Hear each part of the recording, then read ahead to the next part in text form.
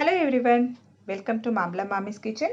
இன்னைக்கு முடக்கத்தான் கொத்தமல்லி போட்டு தொகையில் எப்படி பண்ணுறதுன்னு பார்க்க போகிறோம். இதுக்கு தேவையான பொருட்கள் முடக்கத்தான் கீரை 100 கிராம், 2 ஸ்பூன் கொத்தமல்லி இலை, அதுக்கப்புறம் உளுத்தம்பருப்பு 2 ஸ்பூன், தேவைக்கேற்ப காஞ்ச மிளகா பச்சை மிளகா இன்னைக்கு நான் 6 எடுத்துட்டு இருக்கேன்.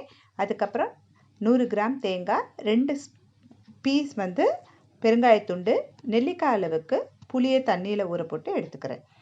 முதல்ல அரை ஸ்பூன் எண்ணெயை விட்டு வாணலியில் உளுத்தம்பருப்பு, காஞ்ச மிளகா, பெருங்காயம் போட்டு வறுத்து எடுத்துக்க போகிறோம். தேங்காவை தனியாக எடுத்து வச்சுக்கோங்க.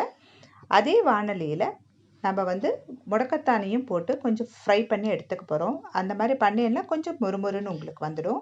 இப்போ ஒரு மிக்சி ஜாரில் முடக்கத்தான் கீரையும் உளுத்தம்பருப்பையும் தவிர மீதியெல்லாம் போட்டு அரைச்சி எடுத்துக்கிறோம். இப்போ பாதி அரைச்ச விழுதை எடுத்து வச்சுட்டு தேவையான அளவுக்கு உப்பு சேர்த்துட்டு முடக்கத்தான் கீரையும் போட்டு அரைச்சி எடுத்துக்க போகிறோம். கடைசியில் தான் நம்ம உளுத்தம்பருப்பு இதோட சேர்த்து அரைச்சிக்க போகிறோம். அப்போ தான் கொரன்னு உங்களுக்கு நல்லா டேஸ்ட்டாக இருக்கும். அரைச்ச விழுது எல்லாமே ஒன்றா சேர்த்து மிக்ஸ் பண்ணி ஒரு பவுலில் ட்ரான்ஸ்ஃபர் பண்ணி எடுத்து வச்சுட்டுருக்கேன். முடக்கத்தான் கொத்தமல்லி தொகையல் ரெடி டு சர்வ்.